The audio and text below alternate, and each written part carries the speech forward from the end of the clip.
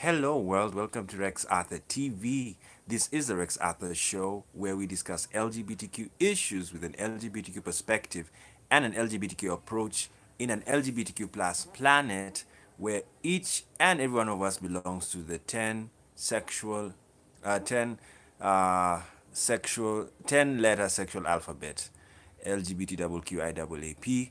And today we have sad news about Jamal, aka Jussie Smollet, who was assaulted, I think in Chicago, by two men, assailants who abused him. They threw homophobic slurs and racial slurs, and then also poured a chemical substance on him, and then tried to and put a rope on his neck to assume a hanging. And then before that, he after that he they ran away, and so he went to the hospital, and they're saying he's recovering well. But it's a very sad incident that has shocked most of the world, especially the LGBT community and the and and human society, because we always say we are in an LGBTQ plus planet. That's what you need to know. And when you hear such incidents, it becomes very sad. People ask themselves, do we really live in an LGBTQ plus planet when LGBTQ persons are being assaulted? Well, um, we do live in an LGBTQ plus planet. That one has to be known. And the reason why there is a plus is to include the straight people in the LGBTQ spectrum so that the straight people become allies. Now, why do we want them to be allies? It's because if they are not allies, they will be our enemies. That is the problem we have in the world. And the other problem we have in the world is when it comes to sexuality, people are very private about it. I remember seeing a friend of mine recently posting on Facebook that he doesn't want people to know the sexual organs he has, including the government. And I was like, that's a bit sad, but I understood him. I told him, well, okay, let your privacy be preserved. But I remember telling him, but we are living in an age whereby it's very important for the authorities to know your sexuality in full so that they can understand the reality of these diverse sexualities and preserve these people. Number one, you have to know, as long as you have an ID card, as long as you have a passport, as long as you have a telephone number, as long as you have a social media account, somebody in this world has your private information. That's what you have to know about the whole systems of the world. Your bank, you have a bank account, they have your details. Now, they don't have all details, but they have some details about you. Now, why do they have those details? Is because it is for many reasons. One of them is for security. Another is because to for planning. Another one is to understand, as I've told you, like the importance of sexual identity. It helps people know there are humans like that. That's why people who are out, I praise them. I'm also out. I'm gay. I'm out as gay. I was outed and I also outed myself. I I prefer people who out. And then my other friends I have, they don't say who they are sexually, but how they dress is it's enough to for people to question their sexuality. There are some men who look very feminine, And so they say, that one must be a gay man, you know, or a woman who is very masculine. She's wearing men's clothes. And then they say, that one has to be a lesbian. So you see, they haven't said anything. They are just dressing. But the clothes are already saying, they are bringing out a statement. Because, like when you see a man wearing feminine clothes, like a sari. Like I like personally, I like feminine clothes when I get a chance. Even the ones men wear. Like I was telling somebody, I want to start wearing the Nigerian menswear. There's what you call the Ankara and the Senator.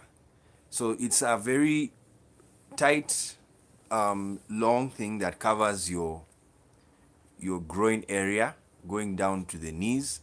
It's like a sari, like the Indian sari. And I also like wearing the Muslim kanzu or the Ganda kanzu because Ugandans also wear kanzus, the Baganda tribe.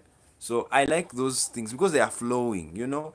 And the tribes in Africa, when people started wearing kanzus, or when the Muslims came to Africa, the Arab Muslims, they some tribes in Africa questioned, and there's a very good book by the Prime Minister of Uganda, long time ago. He was called the traditional Prime Minister, called the Katikiro. One of the best books I've ever read, by an African, a black man, Hamukasa. Hamukasa wrote of his story going to Britain. So in those days, for you to go to Britain from Uganda, you had to walk from Kampala to the border of Kenya. At that time, Kenya was not Kenya, it was part of Kenya was Uganda. So they went through Western Kenya, which was still part of Uganda, and then go to Nairobi, and then go to Mombasa, and then took a ship all the way to England. And I think not all the way to England. There's a way they went. I've forgotten the route they used, but he traveled the British Empire. And when he did that travel, he wrote about the different. It was like a diary. The book was like a diary of his travels to Britain and back. So he wrote about a certain tribe they met in eastern Uganda. And this tribe was saying, he saw them as naked. They were naked. Yeah, they were naked. They were wearing nothing. That's what he even wrote in the book. And he was like, how can people have nothing to wear? You know, he was so shocked. And then another guy who wrote a book, Pritchard, he was an anthropologist, also wrote about that same area where he traveled. He also traveled Uganda, South Sudan, and parts of Kenya. And Pritchard also wrote concerning the same issue of the naked tribes and the clothed ones. So the naked tribes told Pritchard that, men who wear clothes are women. Yes, because for them they were wondering, why should a man wear clothes? The weather is so hot. So these tribes, men only cover the groin area with skin. That's all. They don't even think of a shirt or covering here. They think that is feminine. So they told Pritchard that men who wear clothes are just effeminate. And I liked that statement because it made me understand that cloth wearing is actually more feminine, and not wearing clothes is masculine. Yeah. And even sex, you know, people who are shy about sex are feminine, and people who are bold about sex are masculine. That's why the female prostitutes are macho, because they come boldly. They are the ones who initiate the service to give you sex. And even a man, because even men are sex workers. So they can they initiate. It's a masculine act to be bold. You're not ashamed of anything. That's masculinity. Feminine people, they're shy, coy, they cover. So that's how that tribe brilliantly understood men who dress up. So the kanzu, so kanzus were worn, and Hamukasa, the prime minister, was wearing a kanzu. So when he met these blacks who were just like him, they were naked. He was so angry. And he said in the book, how can these people walk naked? He complained. And that's a sign of people don't understand different cultures. Meanwhile, the naked people were looking at men and saying, are these men women? Because why are they covering themselves? What is there for a man to cover? Only the groin. But he doesn't need to cover the top, doesn't need to cover his legs, you know. So those the masculine tribes or were like, they were looking at Hamukasa and wondering, what type of man is this? He's wearing a dress, he's a woman, you know, he's covering himself. So why am I saying all of these stories? I'm saying these stories to show you the how dressing can even influence someone's judgment of you. And in fact, this is why transphobia is worse than homophobia, because homophobia, most gay men, you can't really tell a man if he's gay just by dressing. It's very hard. Even these days, earrings and studs, nah, they don't really mean you're gay.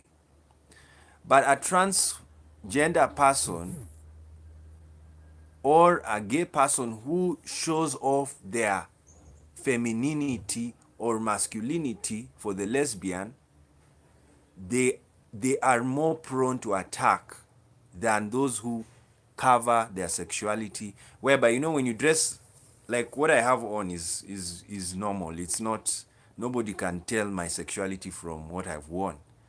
But the other people, they wear something feminine, you know, it looks like a blouse, it looks like silky, you know, and then he's there, and then he's worn very tight clothes. So people begin to say, this man once is looking for sex with a man, you know.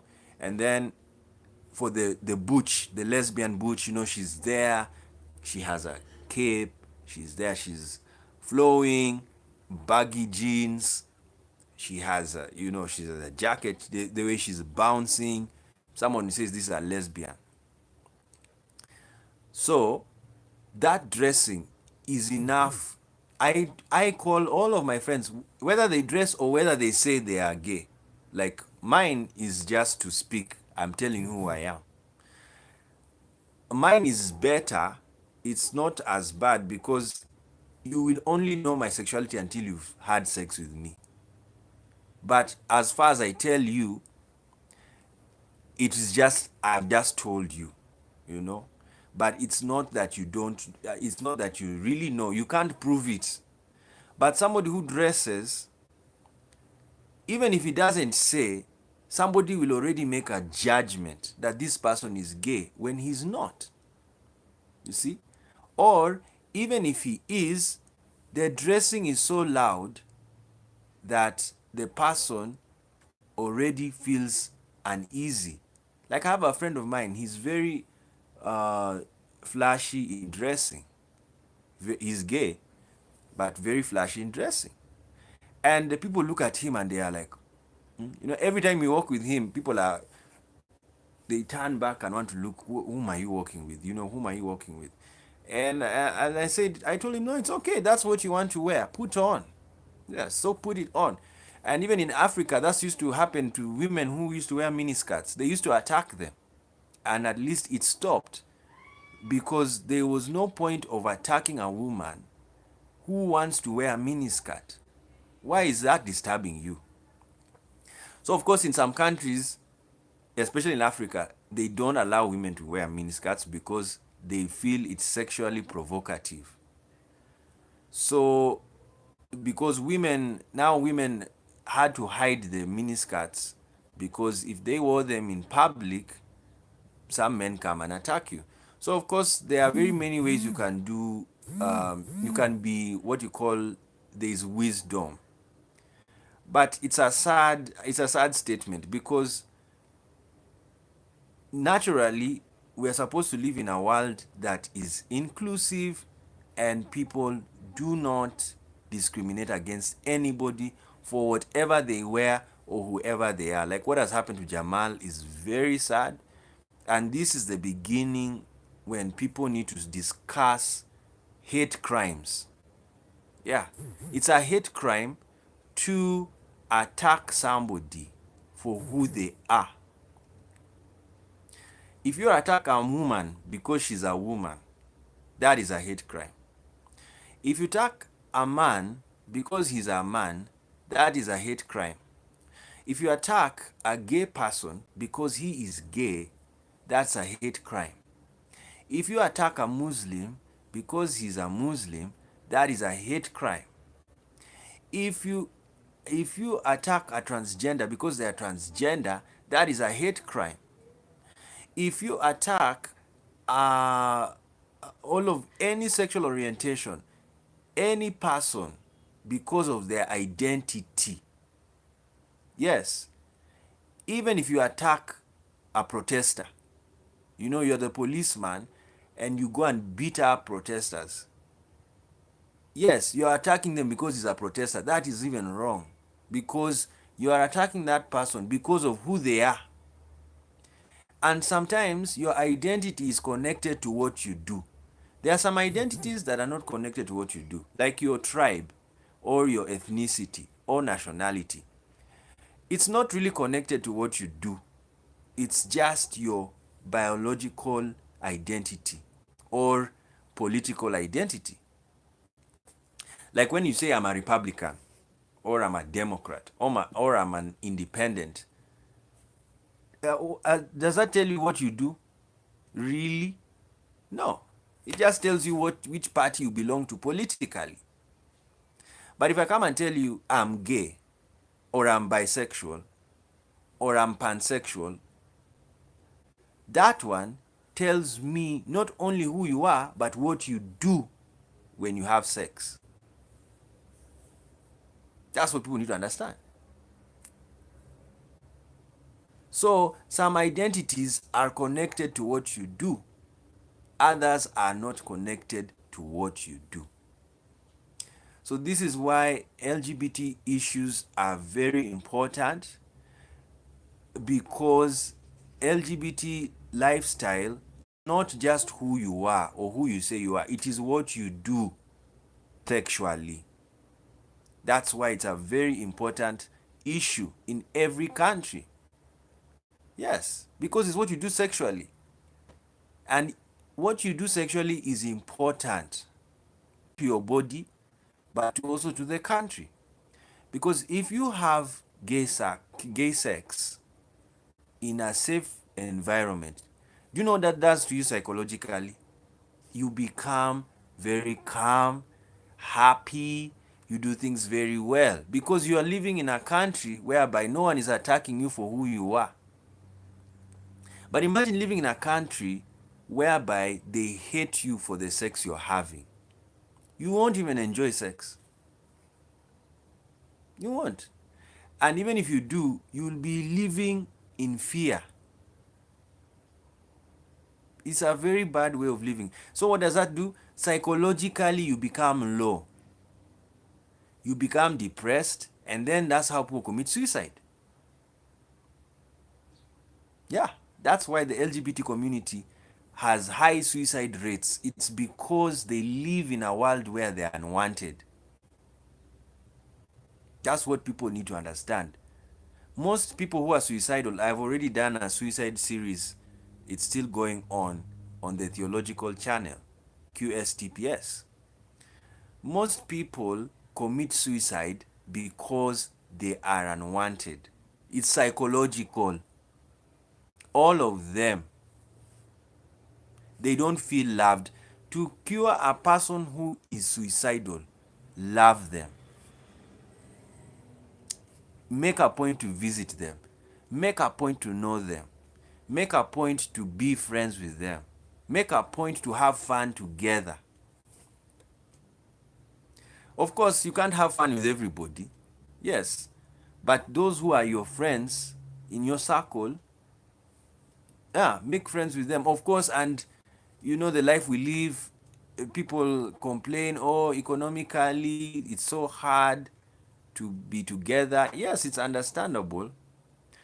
But in the small environment, have fun together. Like that's what you see. For me, I also had my suicidal tendencies, but when I got an LGBTQ affirming church, I felt so calm. These days, even when I get low, it's not that I don't get low. Yeah, there are days I feel low, but when I remember my friends and the church, and when I go to church, I feel okay because I will hear a nice song, I will see a nice friend, someone will hug you, you know, will make you feel good. So the lowness then disappears. That's how it is. But before I was in the LGBTQ affirming church, when I was depressed, I was depressed, I was alone. Even though I was on Facebook, my friends were just for having fun and not talking to each other about what we are going through in life. It was not a, you know, it was not a very, you know, when you have your friends and liaisons, sometimes you don't want to delve a lot about yourself. So that's what happened to me. Anyway, back to Jamal because the video is about Jamal. Jamal has now the brought out the real issue in society, that hate crimes are evidently real in our society and need to be stamped out. It is so sad. It has happened to a great man like that. Very good actor. Empire is so loved all over the world, and it is a it's we are very sorry about that. But we pray for him that he will get better, and he needs a lot of counseling. And you know, also, you know, him being a black American, it's double discrimination. You know, not only are they attacking him because he's gay, they are also attacking him because he's black. You know, when you put a rope on the neck of a black person, that is basically saying you're telling him, you're reminding him of Jim Crow and the lynchings. It's so bad. So that one, they really need to talk to Jamal and strengthen him. Secondly,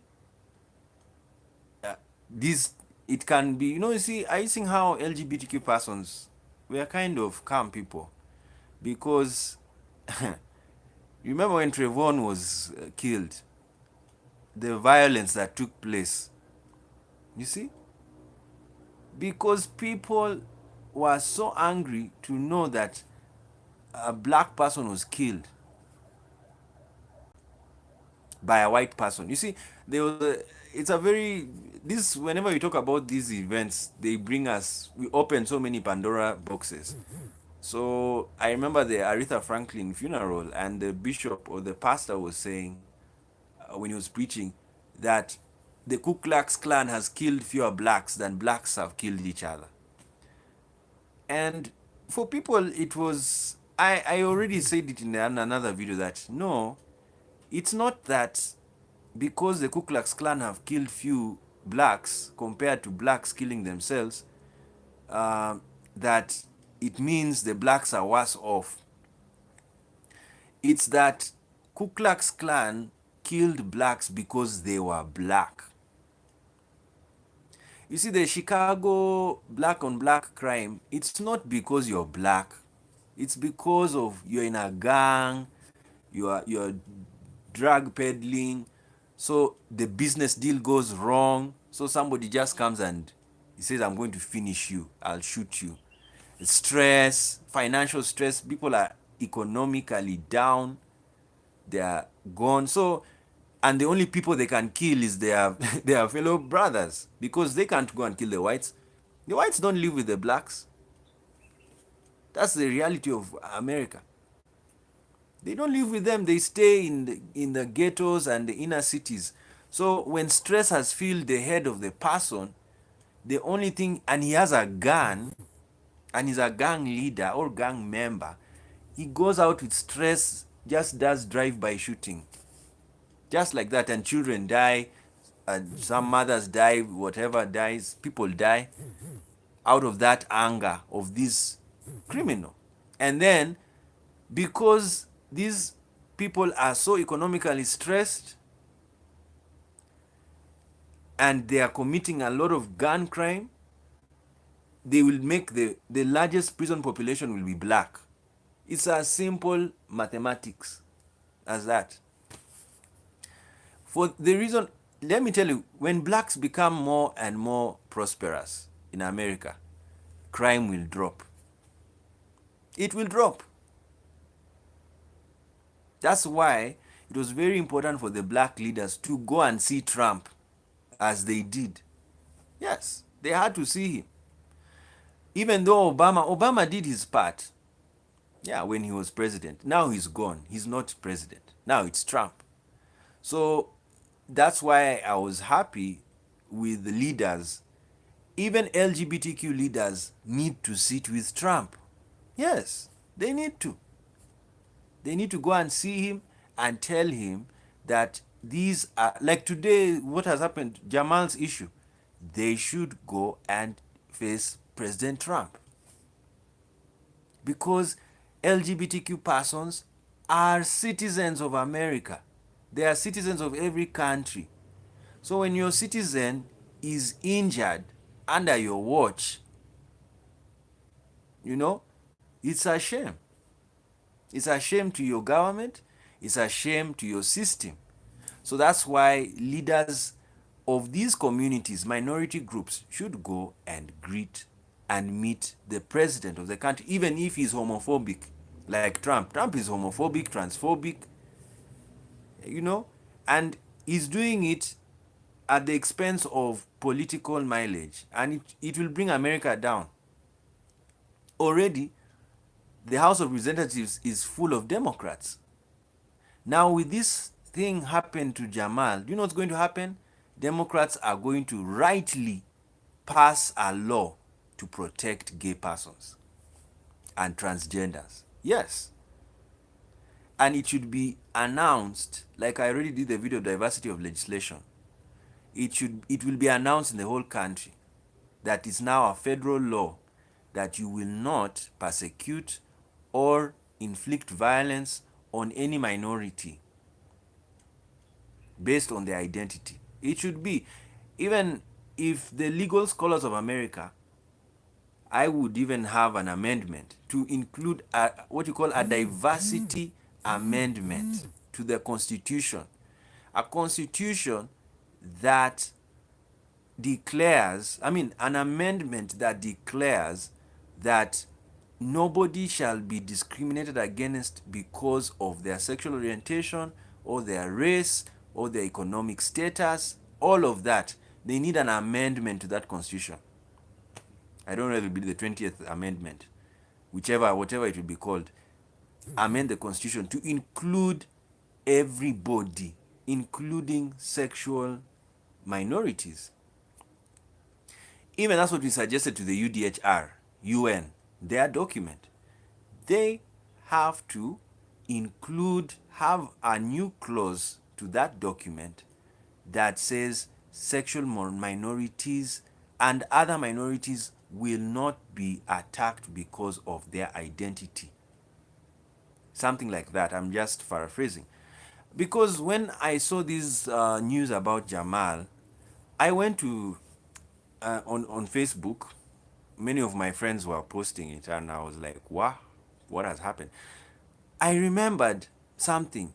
The Nazi government committed hate crimes.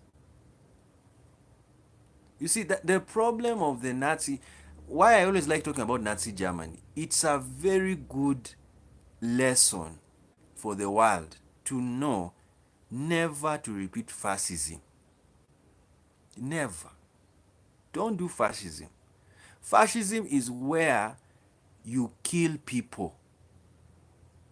You see, a hate crime. Why do we have hate crime legislation? It's because hate means later on it will grow into murder. That's what hate is. You see, anti-Semitism that was in the Nazi government, that's hatred. Now it grew, it grew, it grew. People kept on talking about Jews. They kept on talking about gays. They kept on talking, kept on talking, kept on talking, kept on talking. Then the talking grew.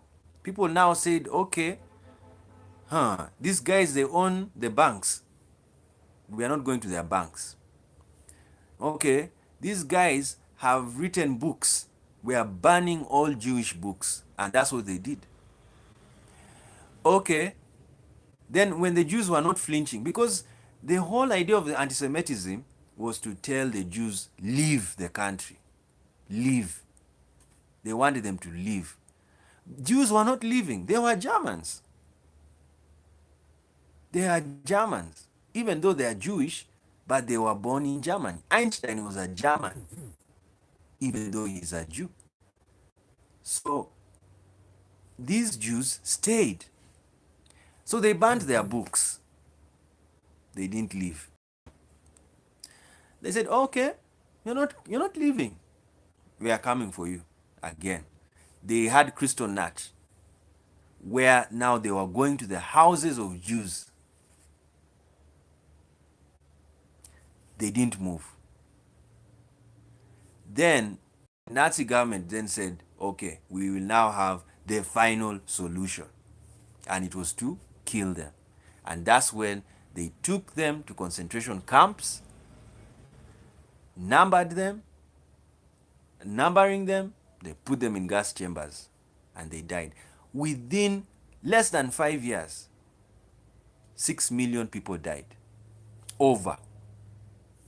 And these 6 million people were not in war. They were not fighting. They were innocent persons. You just, because you're Jewish. And you see why they were numbering them? They wanted to know who is a Jew. Remember Corrie ten Boom? Corrie ten Boom was a Dutch woman.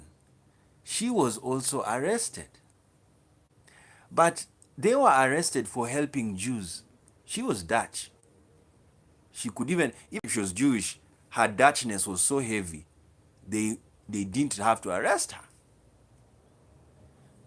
But Corrie was arrested because her family was hiding Jews in their house in Netherlands.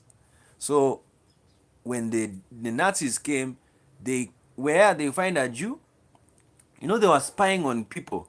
So Jews, and even in that time before the concentration camps, the Jews used to wear yellow badges. You had to wear a badge to show that you're a Jew. The yellow star. Now, it even happened before they went to the concentration camp. So you could be walking in the street in Europe and someone is a Jew because of the star, the yellow star. So when they were walking, Corrie ten Boom and her father, her mother, and her sister Betsy, very interesting story, nice one, though sad, but nice because they had love. So they took Jews to the house. So if you watch the movie, the Jew would even want to hide the badge and then enter into the house of Corrie ten Boom. Now they would hide there and then take care of them. Then that's when the Nazis came to Netherlands and went to the house of the ten Booms and took them also to the concentration camp. Now when they were identifying them, they wanted to know, some of the people arrested were not Jewish. So if you are not Jewish, you are saved. They put you aside. They wanted to kill Jews, the final solution.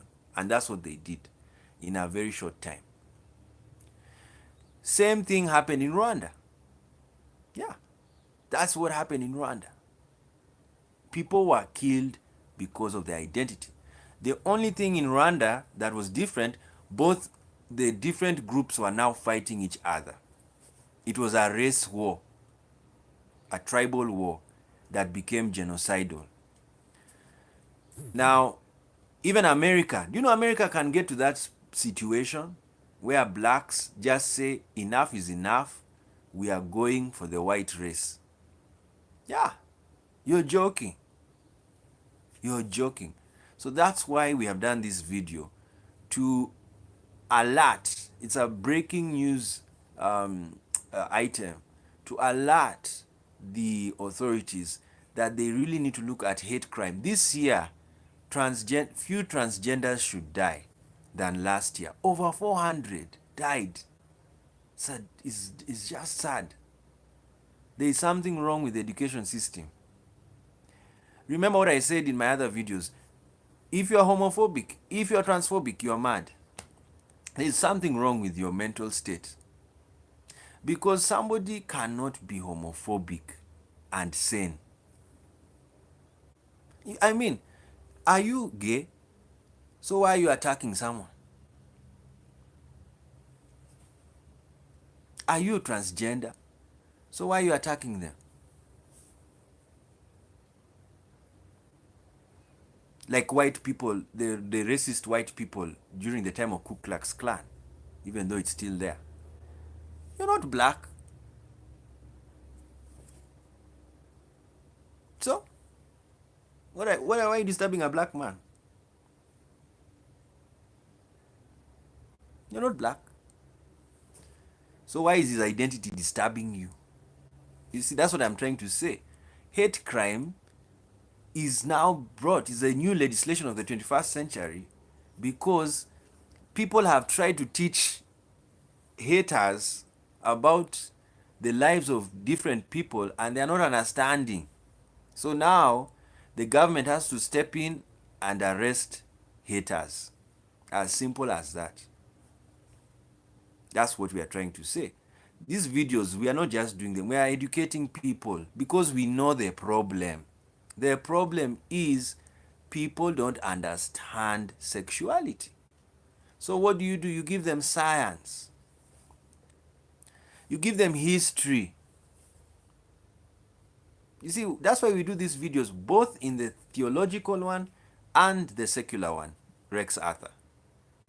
Because in the theological one, what I do, I show people that don't read the Bible as if it is reality. If anything, read the Bible as a history book. That's how you should read it forever. It's a history book. Then, when you read it as a history book, understand that, like, especially the law, the Old Testament law, and even the New Testament has laws. Every time you read a law, please, it is theory.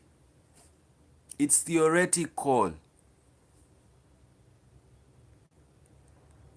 What I mean by theoretical, over 70% that law will not be kept. It won't. Even Jesus told them the Sabbath law is broken. Yes, it's broken. He said when your donkey falls into the hole, the donkey does not know it's Sabbath.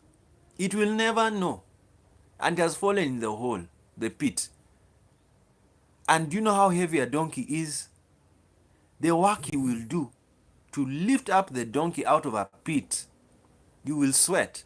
And according to Jewish law, when you sweat on the Sabbath day, you have defiled the Sabbath. And your donkey, which you are using to take you to the synagogue on the Sabbath, just for some mistake, just fell in the pit. Then, because you are a Sabbath man, oh, I can't do it, I can't touch because I'll sweat. The donkey can even die of starvation in the name of Sabbath. You see? So he said, no, just pick it up. So what Jesus was trying to tell people was that even if there's a Sabbath law, the law is not made, you are not made to follow the law. The law was made to follow you. That's what people need to know about laws. All the laws in the world, we were not made to follow laws, because when humans came into the world, there was no law. Yeah, there was no law. Adam, even if you want to use the Bible as the origin of man, Adam was created before there was a law. You see, if the Bible started that in the beginning there was a law, then after the law was written, then God created people. You see, that one is different. That one would mean human beings are created to follow laws, because when they came to being, they found a law. But that's not how it is. The first human beings, they had no laws, no government, nothing. They were free. That's why human rights and the Bill of Rights are inalienable rights, because they came before the government. Yeah. They came before the government. Just what you do. You know Adam would have refused to tell God anything? Why did he talk? Freedom of speech. You can keep quiet. When somebody asks you, did you do this thing? And then you look at them. Did you do this thing? You just look at them. I mean, Adam would even have lied. Why did he have to say the truth? Yes, that's the reality of freedom of speech. You are free to say anything, and you're free to keep quiet.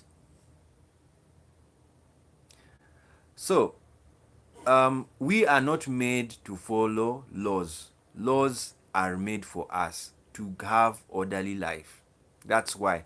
So, when you read the Bible, don't read it like because it says don't do this, it means don't. No. The fact is, some laws were not meant to be written because they didn't know what they were fighting. Yeah. We break laws because our nature was, we are not born, we are not wired to follow laws. That's why prisons are there. You see how Netherlands has done it very well. They have just allowed everything. Because when you allow everything, the human nature is safe. But if you don't allow certain things which are natural, like sex, you see, sex is very natural. That's why you should not even prohibit prostitution. Yes, you shouldn't. Because sex work is natural. People like having sex. So a sex worker is a person who is capitalist, is a capitalist, is a sexual capitalist. They take advantage of the appetite to have sex. Yeah.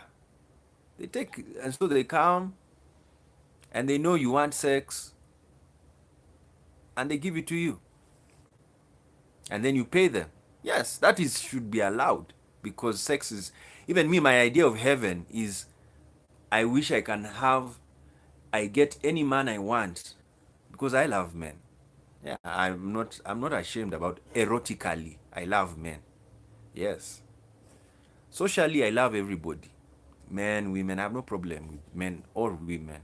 But erotically, I love men. So, my idea of heaven, if I wrote my own Quran or Bible, it would be that the gays will now go to the gay heaven, and you can have sex with whomever you want. You just see him, you don't even talk, you just say let's go and sleep, and then you have wonderful heavenly sex. That is my idea of heaven.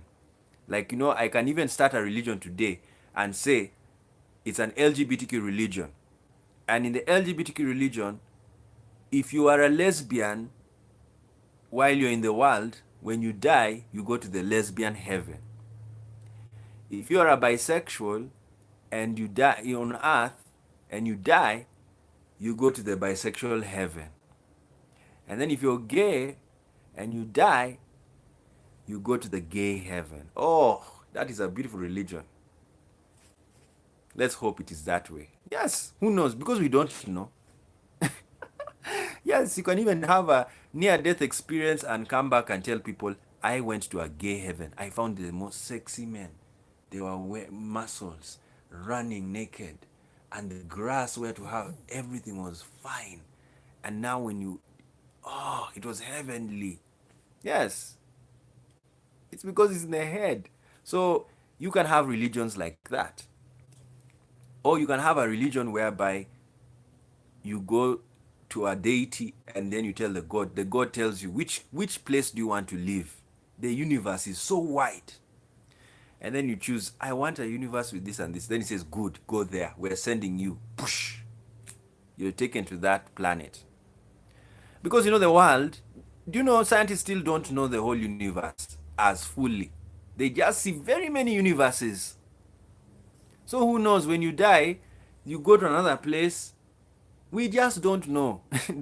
So you may go to another place and then they tell you you can choose universe 65. There we have lesbians. And you can pick whichever lesbians you want from there. Universe 66, it has this. Universe 67, who knows? That could be how it is. We don't know. I wish it's like that. So what I'm just trying to tell you is that religion is just to tell you stories about life. And that's why lesbians and gays were even in the Bible days. Even though there was a law that prohibited them.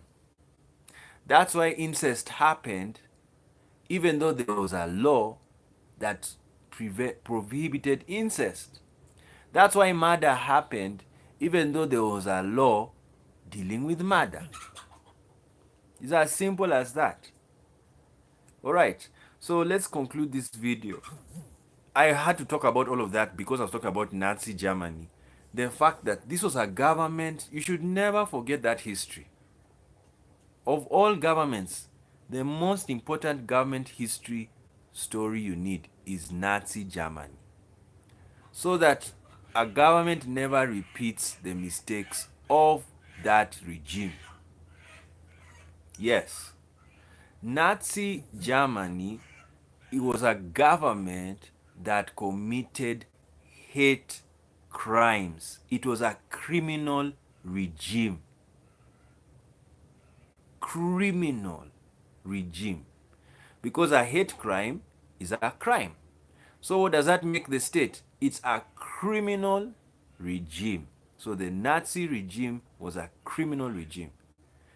And of course, criminal in the sense that it killed its citizens because of who they are. And because of also what they do. You see, that's why the death penalty movement is, the abolition of death penalty is gaining traction. It's because it doesn't make sense for a government which never gave you life to kill you. Even if you killed somebody, they have no authority over your life. Yeah, that's what, you know, most people, the guys who support death penalty, they say, no, this guy killed somebody, so he has to die. The problem with that rationale is, who is killing the person? It's the government. You see? So that means the government has to commit a crime to kill that person. And now look at now terrorism. You know, terrorism has killed death penalty. Yes, it's the worst crime in the world now. In the murder, you know, there's diversity of murders. Now, the worst crime in murder law is terrorism, because the person who commits terrorism dies in the process of killing other people. You see, that's the saddest thing. The person dies and he has killed people. So you can't even arrest him. You can't even take him to jail. You can't, there's no court case. You see, even lawyers who want to make money can't, because the criminal died in the process. Terrorism, the hardest thing to deal with right now in criminal law because of that problem. So now you may have a law of death penalty for those who committed murder, but most of these guys who commit murder, they just kill one person. Yeah, one person. But a terrorist who will not appear in court has killed 50 people. 50. And then he died. He killed himself. He had a bomb. Like what happened in Kenya recently. The guy blew up. I was like, when I saw the footage, I could not believe it. Someone really took his life like that, and he wanted to die with other people. You see? So this is what people need to understand about terrorism and the law. There are very many things happening. Secondly, so you always look at the Nazi German regime so that you don't repeat the same mistakes. Like now, what America should do, America should organize the society. Yes, America, it can come into order. Who said it can't come into order? Who said you can't teach people how to tolerate other religions and other sexualities? You see, Trump is coming with Bible literacy classes, you see, in public schools. So if he can have Bible literacy classes, it means he can have sexual literacy classes. It means he can have all religions literacy classes. It means he can also have science literacy classes. It's as simple as that. So if you can do Bible, then you can do science. As simple as that. Make public schools a place where people understand diversity, so that this thing that happened to Jamal never happens again. I'm grateful that the Democrats are seeing this as an opportunity to bring anti-lynching laws to the House, so that people are not killed for people are not killed. Because imagine, look at Jamal's incident. They poured a chemical substance on him. Then they put a rope on his neck, hanging. What if they finished him? Do you know today we'd be talking about his death? And that is the worst, that someone has died because he's gay. Not because he has done anything. He's gay. And of course, I've told you, when you say you're gay, it means you have sex with men. So it's also about what you do. So basically, you're not supposed to kill anybody. Yeah. You're not supposed to be violent to anybody. There is no reason. Yes. If somebody assaults you, you go and report to the police. Yes, that's how you do it. You know, some black activists in America were even saying it's time for blacks to have guns. And I was like, oh my goodness, I know, I understand what they are saying. But when it gets to that level, that's a sign that there was no law and order in the country. The more you increase, and this is what I've been telling people even in my videos, the problem of progress is evil will also progress the same as good. That's the problem. It's double-edged. It's a double-edged sword. And it's for philosophical reasons. It's just like that. You know, human nature, we are able to be good and evil. So, because of that ability, potential, we are supposed to build one potential stronger than the other one. And the one we are to build is the good one. And that's what we are doing now with hate crime legislation. Like it will be very good news when they get the assailants, the guys who committed the assault. They get them, they arrest them, they charge them in court, under hate crime legislation, people will be aware that now you can't attack a gay person and neither can you attack a transgender. Like how to protect transgenders. One way, where they live, be if you're a landlord and you realize your tenant is a transgender, you can beef up their security. Yeah, have CCTV around so that anybody who comes to their house to kill them, they are arrested. That's how you do. Secondly, I was even suggesting again, like this issue of Jamal, have a fund to take care of LGBTQ persons, because LGBTQ persons have gone through hell. Yeah, they have gone through hell for who they are. And I don't like using the word hell, so when you hear me using it, just know it. I've really gone ballistic. They have gone through hell because of who they are. So, what does this mean? These are minority persons who need to be protected by the law, specially. It's like special needs children. You know, special needs children cannot study with other children because they have special needs. That if those needs are met when they are with the normal children, it will slow down the teaching of the normal children.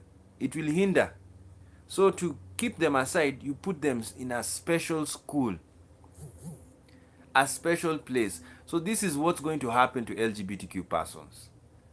They, if you are in a country whereby they don't want to take care of you as LGBTQ persons, they would need to have a fund, a special welfare for all LGBTQ persons. Yes, all. And in that fund, they will, whenever you are attacked, like what has happened to Jamal, they will pay you. The government pays you, pays the bill, takes care of the bill, hospital bill. Because straight people are not attacked for being straight. Yeah, it's gay, it's LGBT persons. They are attacked for who they are. So to help them, you have to put that special indication about their sexuality. So that's just simple. So what I'm just calling for is active justice, the enforcement of justice. Justice for all. That's how you do it with the LGBTQ persons. Okay, that's all we had for today. We had to talk about Jamal and the reality of hate crimes and how to solve them. We've already told you. Legislations have to be in place to take care of gay persons. And yes, and that's why I am supporting decriminalization of homosexuality in every country. Yes, even the Arab world. Even the Arab world. Because if the Arab world, they are homosexuals, but there's a law against them, they should know those homosexuals are criminals. Yes, according to the law. And that's a bad law.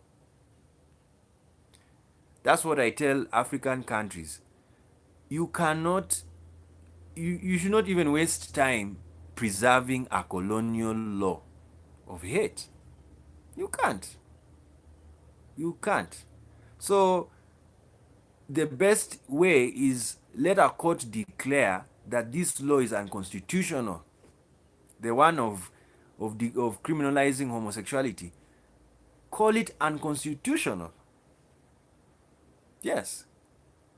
When you call it unconstitutional, who is going to argue with the Constitution? Not even the government can argue against the Constitution, because the government is a servant of the Constitution.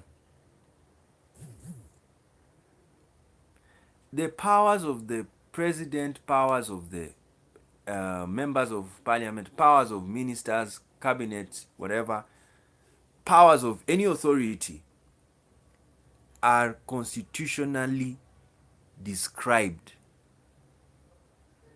So what does that mean? You cannot do something outside the limits, the constitutional limits. That's why someone was telling me, no, but you have to put sexual orientation in the constitution. And I said, yes, you can, but do you know only 2 countries in the world have sexual orientation clauses in the constitution? South Africa and Sweden. The rest don't have. But they have decriminalized homosexuality. Yeah, they have decriminalized it. And some countries, more than decriminalization, they have allowed gay marriage. Yeah, so my point is such laws of hate, those are, in fact, the colonial laws that attack identities of people, sexual identities, those are hate laws. Yes, hate laws. See, there's hate crime. And then let's finish this video describing hate crime. Hate crime includes hate speech. Hate speech, whereby you hate somebody for who they are.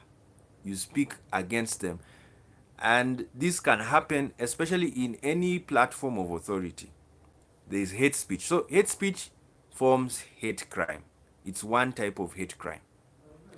Then apart from hate speech, then you have the violent attacks. Then apart from violent attacks, you have murder. Then apart from murder, we've said violent attacks, murder, hate speech, all of them, they are together. And this is what happened in the Nazi regime. They had hate speech. They had a minister of propaganda. He was in charge of hate speech. Then you had the violent attacks. They did that to go into the houses of the Jews. Then you had, what is it called? Then now you had the murder committed by the Nazi regime, and they killed people in the gas chambers. So that's the shape of hate. Oh, I've forgotten. I've now remembered what I wanted to put also under hate crime is a hate law. This is where a state commits hate crime by writing a law that attacks an identity. That's what happened in apartheid South Africa. That's what happened in America, the Jim Crow laws. That's what happened in every country that has a law against an identity. Yes, like the natural order. In Africa, the colonial countries, the countries that were colonized by Britain, the law was, if you have sex against the order of nature, you see, order of nature, that was wrong. There is no sex that is against the order of nature. Absolutely none. All sex is natural. All.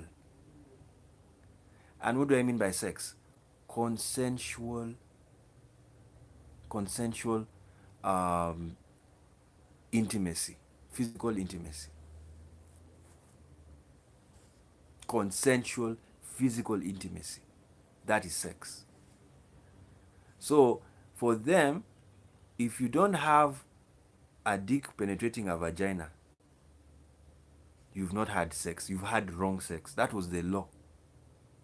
That's why even females who are masturbating, they used to take them for circumcision in Britain, because anything to do with your sexual organ that was not allowed by the law was a crime. That's why Oscar Wilde was arrested. That's why Alan Turing was arrested. It was because it was a hate law. So what do? Remove the hate law. Because if you don't remove the hate law, the government has committed a hate crime. Yeah. If you don't remove the law that is criminalizing someone for his identity and therefore what he does, because I've told you sexual identity is an identity that is connected to what you do sexually.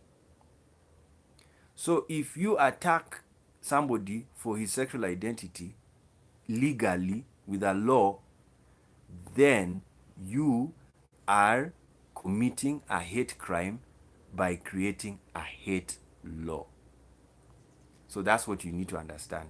So personally, that's the shape of hate crimes, and that's why I am fully in the movement of decriminalizing homosexuality in every country in the world, because homosexuality, when you criminalize it, you're criminalizing a person for what they do sexually, and they're not doing it. They don't hate.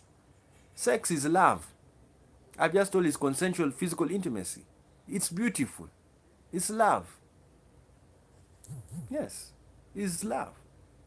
Even sex work. When a sex worker has sex with the client, that is love. There is nothing bad happening. They have consented. Even whether it's BDSM, that they're going to spank or use a whip, you consented to having BDSM, you will have it. Yes, it's as simple as that. So, so what I've just said is that governments that have hate laws are in danger of committing hate crimes, especially if they enforce those laws. Now, of course, in Africa and the Arab world, the problem that is there is they are religious countries. So they don't want to, they don't like tampering with those laws. But you see that's the problem. These religions need to understand they live in a secular state. Yeah. They don't live in a Christian country or a Muslim country. You see, America, do you know why they allowed gay marriage? It's because it is a secular country. It has no state religion. No state religion. You can say you believe in God. The American dollar says in God we trust. That doesn't mean they have a state religion, because God can be anything. Even me, I can call myself God. In Rex Arthur we trust that God is actually Rex Arthur, or God is actually Isis, God is actually Ra, God is actually what's it called, Dagon, God is actually Diana, but we've coded it because it's just a name. Which God? Yeah, in God we trust. But even though they have in God we trust, even if they have the song God Bless America, politically and governmentally, America is a secular state, meaning everybody is allowed to exist. Everybody. Now, so that's why I'm telling African countries and Arab countries that they have to make a stand. Are they secular or they are religious? At least for the Arab countries, they have made their stand. The Islamic Republic of Iran. That one they have already told you. You see why we have a lot of work with the Muslim community and Islam? Yes. To help them. We're not making Muslims become Christian or atheist. We are telling them, reform your religion to be more humane. Yes. They have to be more humane. Because just this week, it was the saddest news of the week. A homosexual was hanged in Iran. The worst. So that one, I tweeted to the guy who wrote, he posted, and I told him the blood of that man is on the world's hands. Yes. how do you hang a man for having sex with a man? How? That was wrong. You're not supposed to do that. To kill somebody for his sexual desire, which is natural. Yes. So, but because it's an Islamic republic,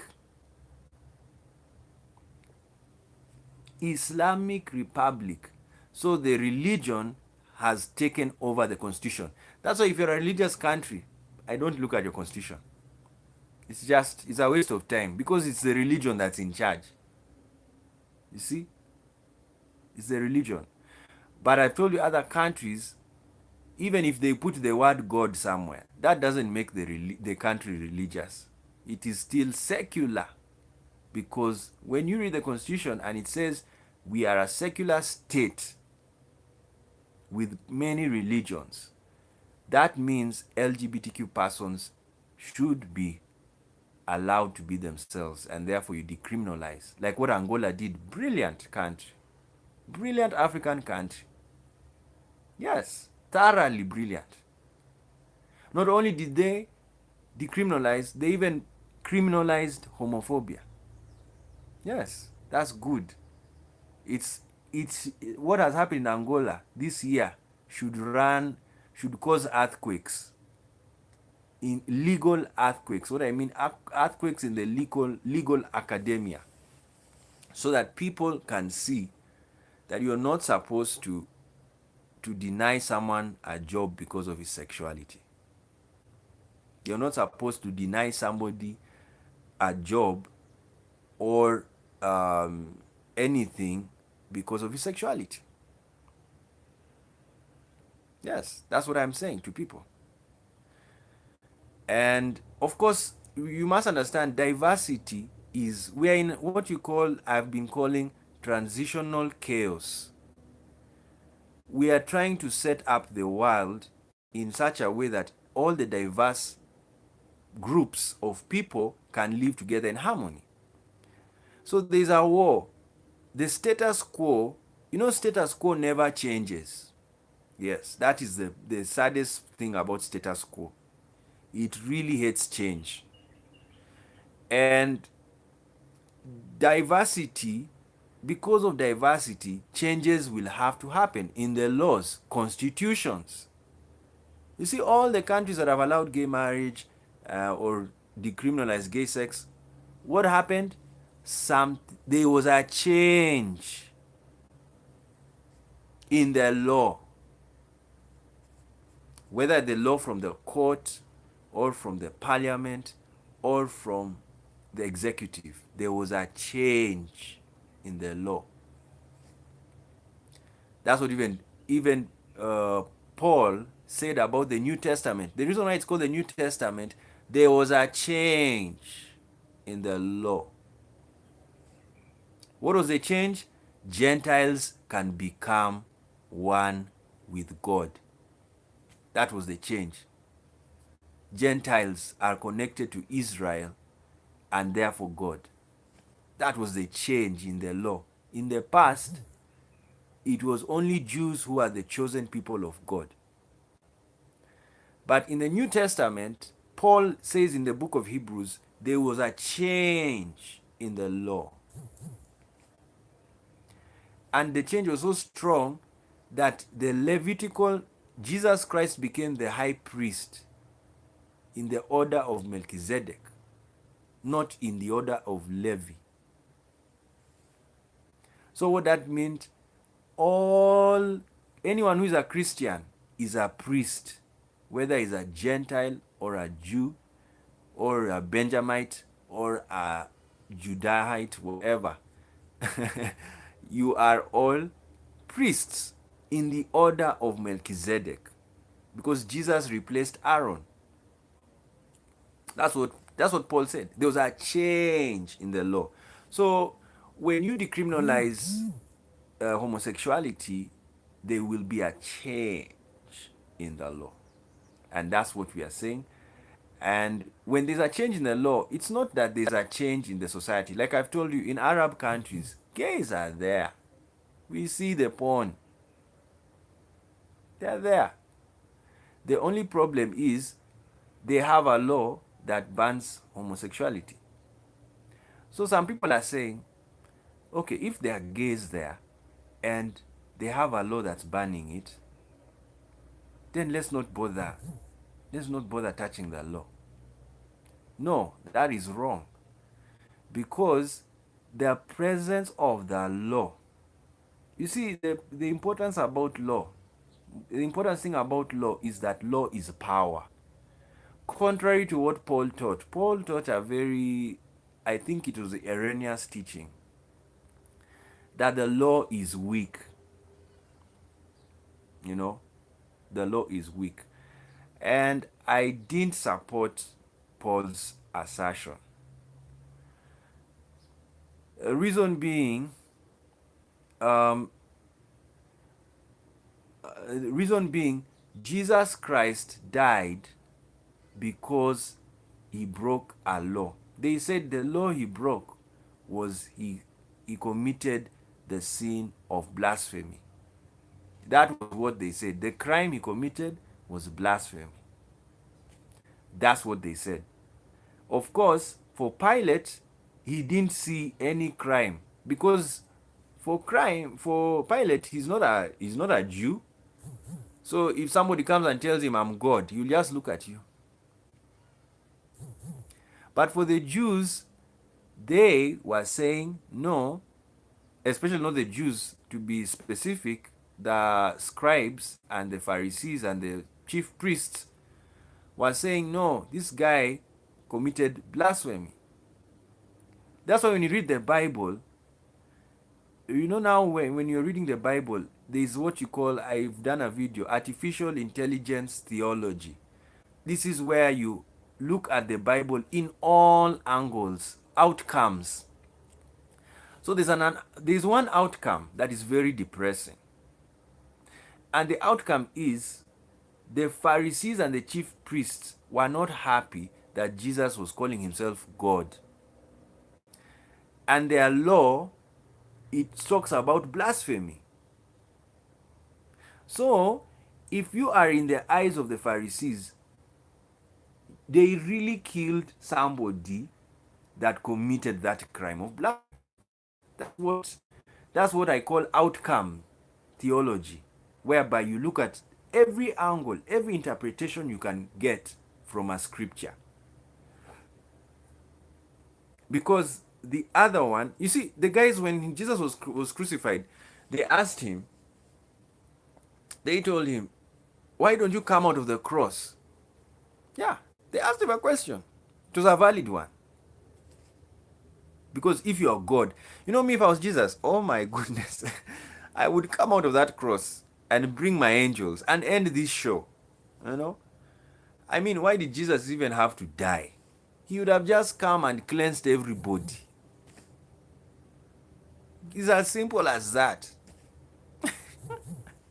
I mean, I have questions for God. Yes, I really do. And I always question him. And I have a right to question him. He's like my father, like my mother. Yes, you ask them questions and tell them sincerely, why did you have to, what was this thing you are planning? It doesn't make sense to me. Because if you are God, Jesus comes down, save the people, show them I'm so mighty. Superman, save the world, finish. We now, you know, if Jesus had come, the first coming, he would be king. Right now we'd be in peace forever. But look, he said the second one, when he comes, that's when peace will come. And you see now, we are still waiting. For over 2,000 years, we are still waiting. People can't even wait any longer. So that's what I'm trying to tell you. When you read the Bible, there are very many outcomes. So what I'm trying to show you is the law, that the law is powerful. Contrary to what Paul said, see, Paul said the law is weak. But if he said the law is weak, another person countering Paul will say the law is strong. Like me, I'm now saying the law is strong. What I mean the law is strong is that it empowers the the authorities to do something. Do you know why police are allowed to arrest you? They are empowered by the law. Nobody in this world who is not a police person can arrest you with handcuffs. No. That person, the moment they do that, you can even sue him for impersonating that is a policeman. It's only police who arrest you with handcuffs and they take you to jail. Nobody can take you to jail by force. Have you seen these mob justice groups? When they arrest people, then they take them to the police. Do you know the right thing to happen? The police are supposed to investigate, but they are not supposed to arrest that person. That's what should happen. So, in my view, Paul was wrong to say that the law is weak. It is strong. And I know maybe he was talking about the religious law, the Torah. And you see why he was calling the law weak? Because even though it was there, people never kept it. They never. So he just said, this thing called the law is weak. Because when it's there, people sin more. When you tell people, don't have gay sex, they even have it more. So that's what Paul was calling the law is weak. But you see, it's not that the law is weak. It's that the writer of the law did not understand human nature. That was the problem. Did not understand human nature. However, and then another outcome, I can even counter myself. You know, that's the beauty of AI philosophy and AI theology, is that you can get different arguments from yourself. You know, in the past, you can argue like a philosopher who is only monist. But now, you can even argue as Aristotle, come out of Aristotle, argue as Plato, come out.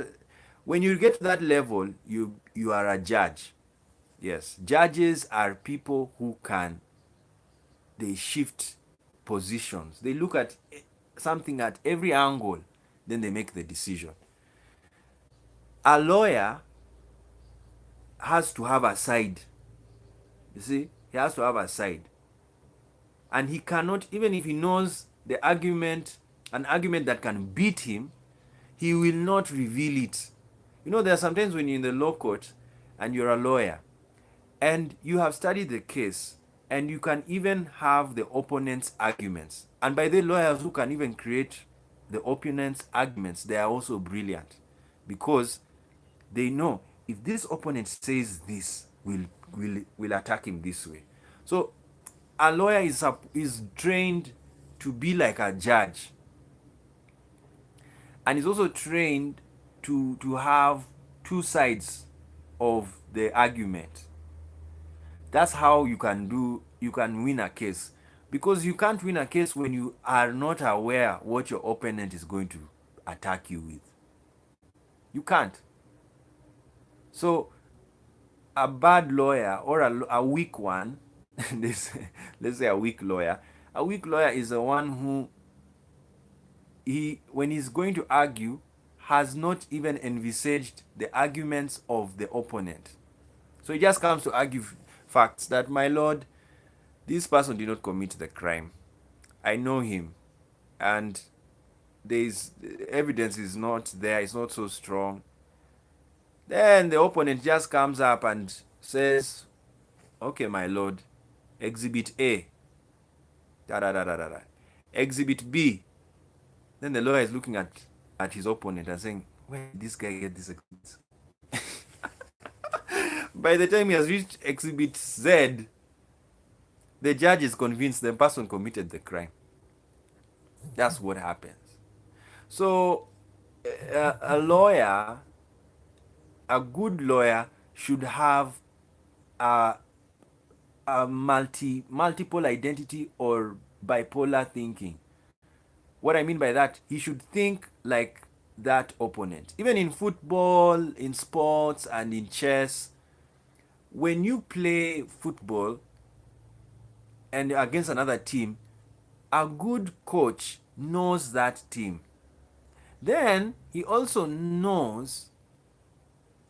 knows that if I want to win a game, what can I do? That's the first question you ask yourself.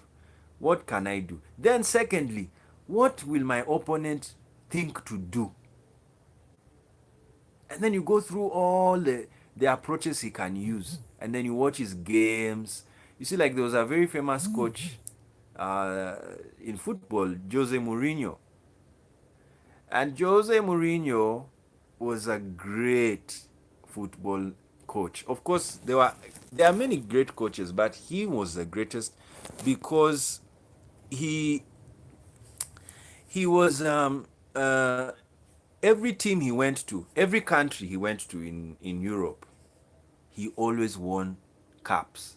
That one, there's no coach that has done that in Europe at all, properly like him. Of course, there's some like Ancelotti, they have tried. So, what I used to like about Jose Mourinho, that time I was very ardent in watching football, soccer for Americans. And the guy studied the opponent. One of his tactics was to study the opponent, study the players. Then he would study their games, their old games. And he would be, in short, he was pretending to be the coach of that team. He was putting himself in the shoes of the coach of the opposing team. That if I had these players, how would I put them to get a victory? That's how Mourinho used to think. And that tactic used to work. Because instead of, there are many ways of winning a game. One way of winning a game is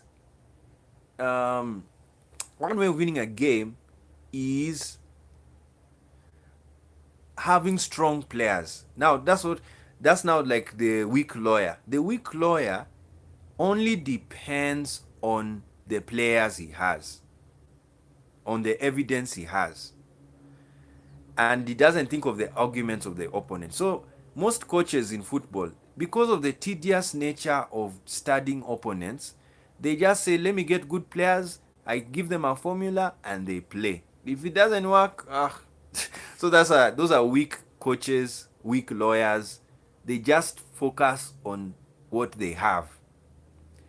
But a very sharp lawyer or a sharp coach, he not only studies what he has, he also studies the opponent. And then he puts himself in the shoes of the opponent, that I have these players. Which one will I use? So you get the strongest player in the opponent's camp. You send your players and tell them that's the guy to watch. When you silence that one, you've killed the team. So that's how Mourinho used to win. But you see, the saddest thing that happened to Mourinho is people knew his tactics. So when people knew his tactics, multiple Mourinhos were created. So whenever he plays, they are even using his formula against him. Because they knew how he was winning the game. So that's the problem about life. When people know how you won something, if you don't get a different idea, they will use it against you. It's like the sword. You have a magic sword that kills people very fast, in a war, in a battle. And so when you sleep, they get that magic sword and use it against you, and you lose. So that's what happened to Mourinho. Now, he was sacked from Manchester United, one of the richest clubs in the world. And it was a sad sacking, because he's a great guy. He's a genius. But it's understandable that the ideas he had, everybody knew how he was winning, and they are using now those ideas against him. Like now, the one I've told you, opponents. That's what people do. And now, the one I've told you about, lawyers. If you're a good lawyer, get the angles of the whole argument. But this is where lawyers win, not coaches, lawyers. Even if you know the argument of that opponent, you will never reveal it to him. You keep quiet. You keep quiet. So you watch the opponent and you listen to him. He cannot even argue this way. I would have argued this way to beat myself. Leave him alone. And you finish the case. So that's what lawyers do. They are very sneaky also.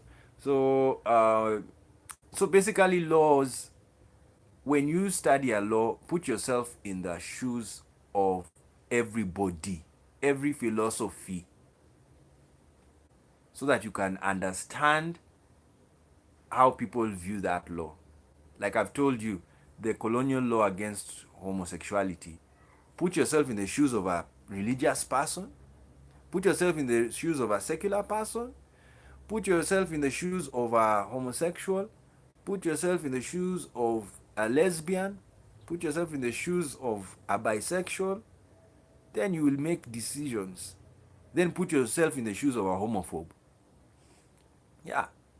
Then you will make a judgment. But I've already told you, constitutions have already made judgment. You are not supposed to be discriminated against for your identity and therefore what you do. You know another identity that is based on what you do? Religious identity. Yes. Religious identity is based on what you do. Ritual. You can't say, I'm a Christian, I'm a Catholic, and you go to the SDA church. And when you write down, they ask you, which church are you a member of? I'm a member of the SDA church, but I'm a Catholic. No, it's not, because a Catholic is a person who does Catholic rituals. An SDA is a person who keeps Sabbath and goes to an SDA church, because even Jews keep Sabbath. So Jews are not SDAs. Yes, it's just that they share the same day. Yeah, they share the same day, but Jews are not SDAs. Because SDAs have their code of conduct that makes somebody say, yes, now you're an SDA. Same to any church, mosque. You can't say you're a Muslim and you don't do Shahada. Even if you do say you're a Muslim, you know, they will question, where do you go on Friday? You see? So even if you are on paper, you say you're a Muslim, in reality you're not. Even if you say you're a Catholic and you don't go for mass, in reality you're not. But you can say it. That's the whole thing about lies and truth. You know, someone come and tell you, oh, I'm a Catholic. Yes. And you look at them and say, wow, okay, I believe you. You know, as I told you, don't take your conversation seriously, because some people are liars. Yes, who are just lying to you. And don't take it, what I'm trying to say, don't take your conversation seriously. Only take there are other conversations you need to take seriously. Yes. And when, like, something to do with your identity, like a sexual identity. Sexual identity is a very private matter. So when you announce that this is who you are sexually, you are actually naked. You see, religion, you can hide it. And you can lie that you are a Muslim, you can lie you're a Catholic, you can lie you are a Hindu. Yeah, you can lie. But sexual identity is very hard to lie, because it's a private matter. Yeah, it's a private matter. It's like showing someone your private parts. Exactly. That's why I always tell people, even if somebody says he's gay, I can't say he's lying, because it's very hard for you to even say you are gay. It's even easier to say you're straight. Reason? If you say you're gay, you can even be discriminated immediately. Immediately. Because people are wired that when you hear someone say that, that person is bad. That's what you need to understand. All right, guys. I had to talk about all of these things. They are all connected to what has happened to Jamal. But I can end on a positive note. The world is getting better and better. This is our progress. We are now living in a world of dialogue. That is why I'm happy with what's happening in Venezuela. They want to talk, you know. Maduro wants to talk to the opposition leader. Let them talk. They can even make a coalition government. Both of them to solve the problem in Venezuela together. Yeah. That's what I'm saying. I prefer dialogue to war, like what has happened. You see, the problem in Venezuela, the military is on the side of Maduro. This opposition president is not supported by the military. So if the West picks sides, there will be war in Venezuela. There will be war. So that's what people need to understand about the Venezuelan issue. It's a very serious crisis. Countries, UN is supposed to be a mediator when such things are happening. Like, look what happened in Kenya in the violent election of 2007. Kofi Annan came and brought peace, and that's when he allowed a coalition government to solve the election impasse in Kenya. So even Venezuela is supposed to have that mediation where the opposition cannot agree with the sitting president, they can sit down and dialogue to find a way forward. Because the problem of Venezuela is that it was so dictatorial that even if you go to court, you won't win. So now, the thing that the opposition leader wants, he wants help. Even I was watching the news and I saw men in combat gear on the opposition side. They are not from the army. And I was like, these people want to die. Do they have guns? Haven't they heard that the military is with Maduro? And if they wear combat gear to fight Maduro, Maduro will win. He has all the guns in the country. All. So, the best, I forget the opposition leader's name, the best he can do, go and talk to Maduro and tell him we want concession. If the election went bad, we are going to redo it again. Yes, it's possible. If not, then let's make a coalition government. I will be your vice president if you insist you won the election. What I'm just saying, let them sit down and talk. That's how we are now solving problems in the world. Rather than have a situation of war. You know, Venezuela can become the next Syria. Because that's what happened in Syria. Assad won elections fraudulently, and then the Sunnis said, no, this guy is stealing elections every year. We are going to fight him. What happened? America took a side. It supported the opposition in Syria. Then Iran took the side of Assad and supported Assad. Then Russia came to support. Bah! Game over. Now war has been there. Look at Venezuela. That's what's happening. The only thing in Venezuela, the Venezuela situation is that the opposition leader is being supported by the West, whereas Maduro has no one supporting him. But if worst comes to worst, he will look for his friends, and one of them is Iran. So Iran can help Maduro when there is no dialogue found, and then within a short time you will see war in Venezuela. So that's my solution for Venezuela is diplomacy and dialogue rather than war, because we'll have another Syria in Venezuela if no uh, no agreement is made, no time for mediation and discussion. That's what I'm just trying to say. The West was too fast to run to the opposition. Of course, America is not Maduro's friend at all. They really want that regime gone because it's a reminder of Chavez. So we know America already has its side in the issue.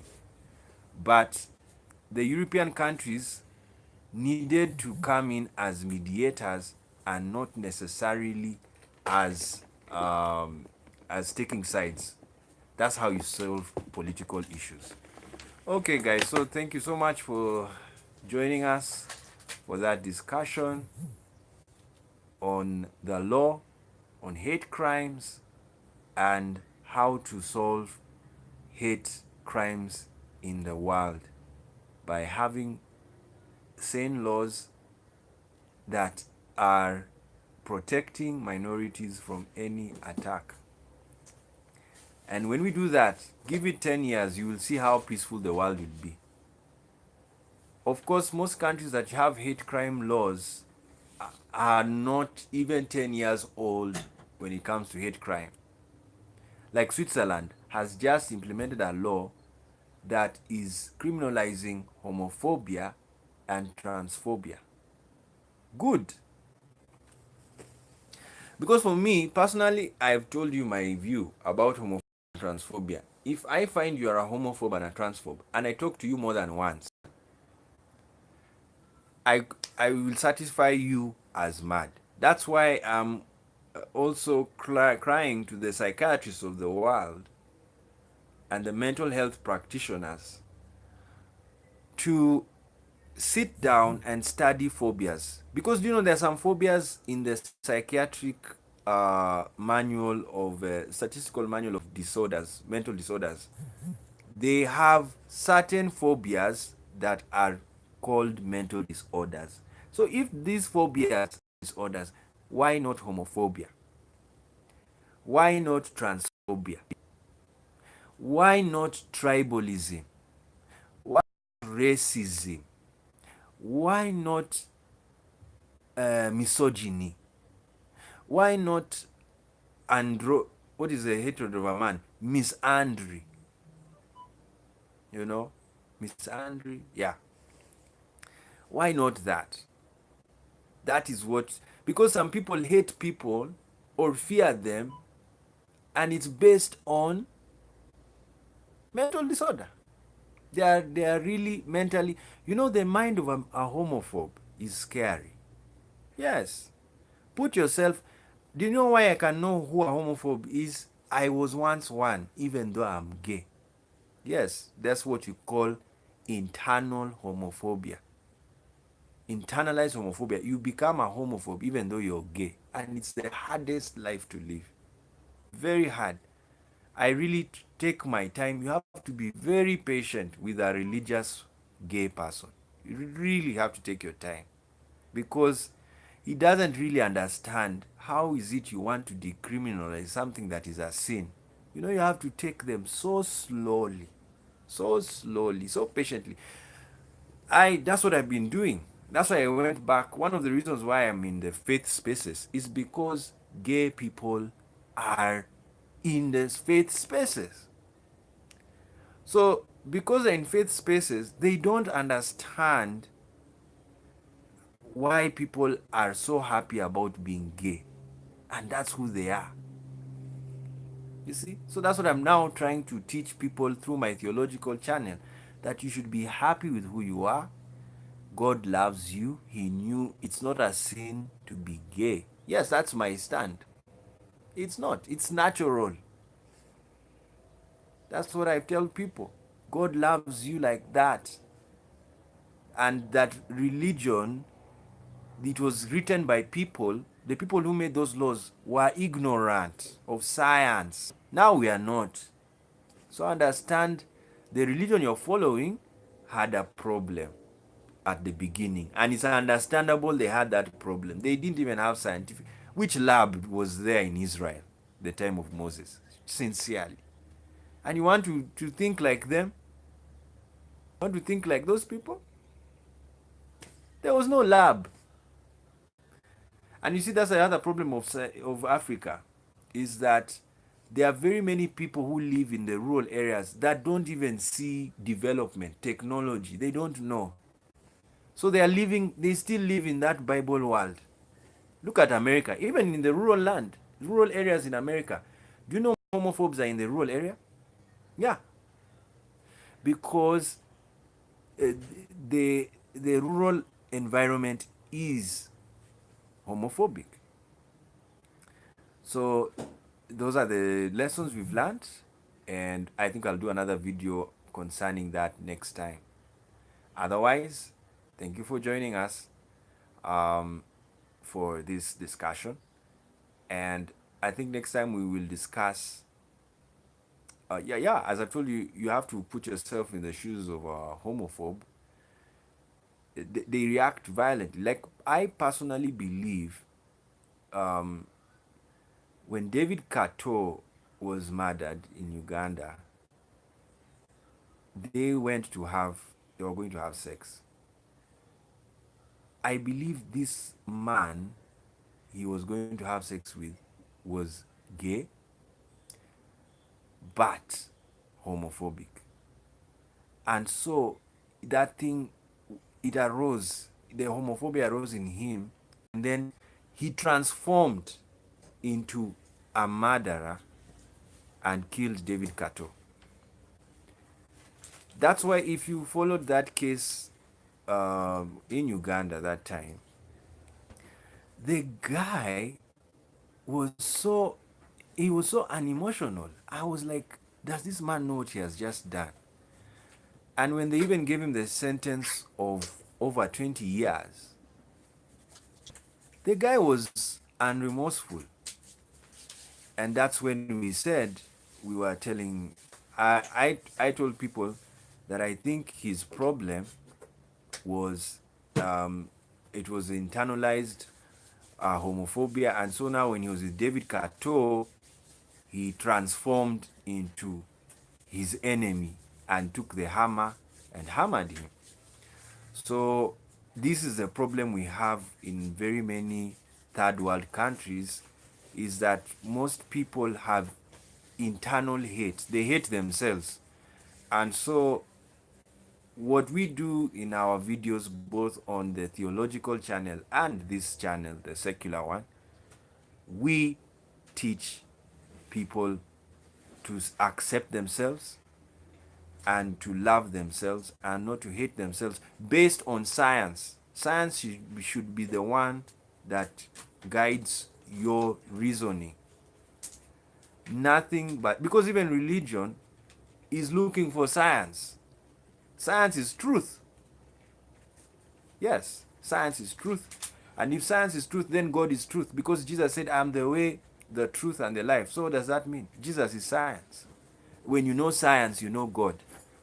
And so that's what needs to be taught in very many faith spaces, so that people don't hate themselves, they begin to love themselves, and they begin to value themselves. Otherwise, we will be forever fighting internal homophobia, because people hate who they are. Even a blind person should not hate the fact that he's blind. It's just that, but sadly, the problem with blindness is that it is really seen as a disability, because other people are seeing and you're not seeing. But for sexual identity, it's not a problem. It's just that it's an alternative, natural lifestyle. Yes, you are genetically wired to be like that. And with sex is good. All types of sex is good. Heterosexual, homosexual, all of it is good. So there's no problem. It's natural. But blindness, people don't want to be blind because they will not be able to see. So when you understand diversity like that, that there is specific diversity, just like Einstein coined special relativity and general relativity. There's general relativity, but then there's also special relativity. So even there's general diversity and there's the special diversity. So there are minorities. Disabled people are minorities. LGBTQ persons are minorities. A religion that is a minority is a minority. A race that is a minority is a minority. That's general diversity, whereby anyone that belongs to a minority is a is a I mean it belongs to a minority is called a minority. Then you come to special diversity. That's now where you are now studying the different minority groups. So like disabled persons, it's not fun to be disabled. That's what you have to understand. But in sexual minorities, it is fun. It's happiness to be who you are. You enjoy men, or you're a man, you enjoy women and you're a woman. It's fun. So when it comes to sexual minorities, the issue is okay. It's not. I mean, it's just about you're fighting somebody because the way they have fun is not the way you have fun. So that's why you're attacking them. But for disabled persons, even it's madness for somebody to attack a blind person because a blind person is blind. You see, he's blind, and it's not that he wanted to be blind. That's why you have to differentiate from sexual minority and understand that sexual minority is not disability minority that is there. All of them are natural, but one is just based on pleasure, which is okay and natural, and then the other one is not based on pleasure because a blind person can be gay. Yeah, a deaf person can be gay. Yes, they are there. So what does that mean? Don't hate people for their sexual identity because that's how they want to have fun. Yeah, that's how they have fun. Fun is natural. That's what I'm telling people. Fun is natural. It's so natural. Dopamine is released.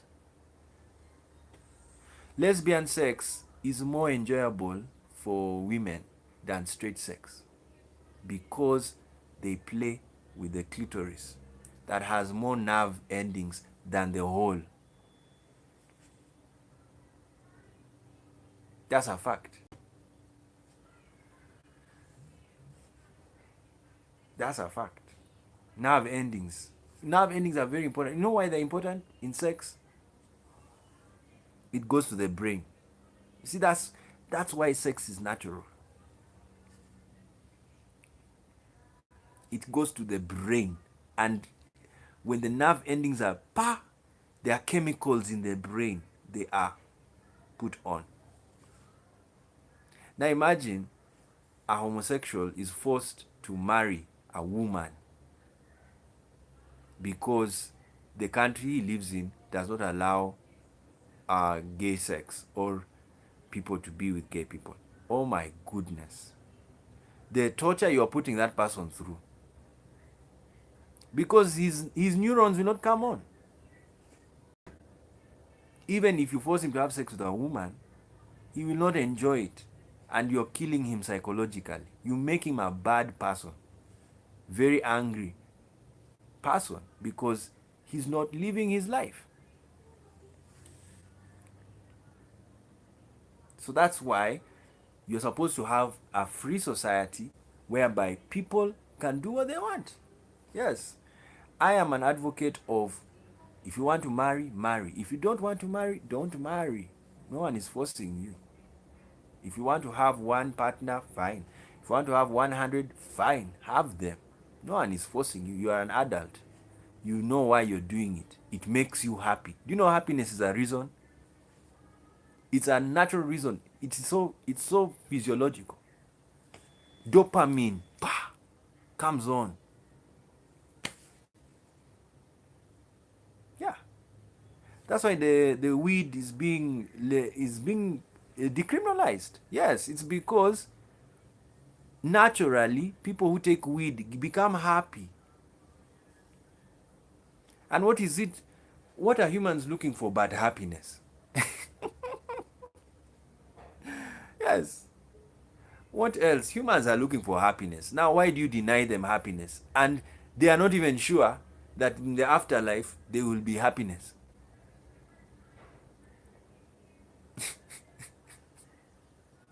Yes. What is, what are we, let people enjoy. Even, sometimes people say the sinister interpretation of what Jesus said, that there's no marriage in heaven, is to make people to have sex now.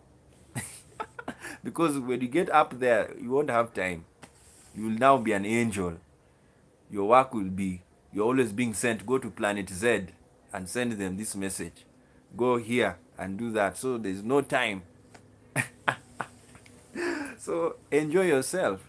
So what I'm trying to say is that happiness is natural. That's why weed is going to be decriminalized in many countries. Yes. I know these changes are scaring human beings who are so used to the status quo. But the advice I have for you, please be flexible and read. Because if marijuana helps your brain, then take it. And then some people will tell you, but marijuana leads to crime and what. I said, if people who are addicted to marijuana and it affects their job and their life and they even become criminals, deal with them in that criminal context, or deal with them in the therapeutic context, whereby you take them to rehab centers. Yeah. Put up rehab centers for all of those drug addicts. It's not that you are hating the drug, it's that in case you overtake it too much, we will rehabilitate you. You see, that's how you do it. But you don't ban the drug, because you will send the drug addicts underground, and you will, when you have sent them underground, it's done. Crime you can't even control because you don't know who is doing it. All right, guys, my views. I can talk these days. I don't know, I'm finding myself talking too much, but I will talk when I have time. And today I had time, so I had to. And besides, this was a very important topic, so we had to discuss it. Okay, guys, thank you so much.